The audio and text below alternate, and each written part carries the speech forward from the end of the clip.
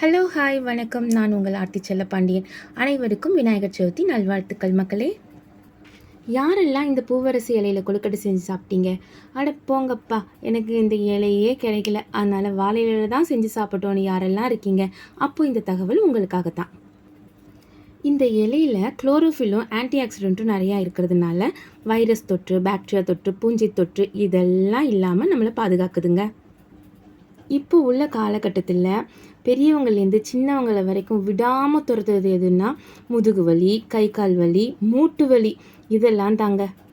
அப்போது இந்த இலைய ஒரு கைப்பிடி எடுத்துக்கிட்டு விளக்கெண்ணெயில் போட்டு வதக்கி அதை ஒத்தடை மாதிரி கொடுத்தோம்னா அந்த வலியெல்லாம் சட்டுன்னு பறந்து போயிடும்.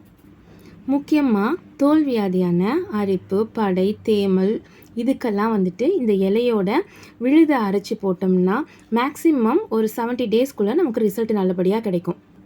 இந்த இலையை கஷாயம் வச்சு குடிக்கிறதுனால கல்லீரலோட செயல்பாட்டை மேம்படுத்தி நமக்கு மஞ்சக்காமாலை வராமல் பாதுகாக்கிறதுல இது அருமருந்தாக யூஸ் ஆகுதுங்க. மரம் வளர்ப்போம், மழை பெறுவோம் அப்படிங்கிறது மட்டும் இல்லாமல் கூடவே ஆரோக்கியத்தையும் பெறுவோம். உங்களுக்கு இந்த தகவல் பிடிச்சிருந்துச்சுன்னா லைக் பண்ணுங்கள், ஷேர் பண்ணுங்கள், சப்ஸ்கிரைப் பண்ணுங்கள், மறக்காமல் பெல் ஐக்கானையும் ப்ரெஸ் பண்ணுங்கள்.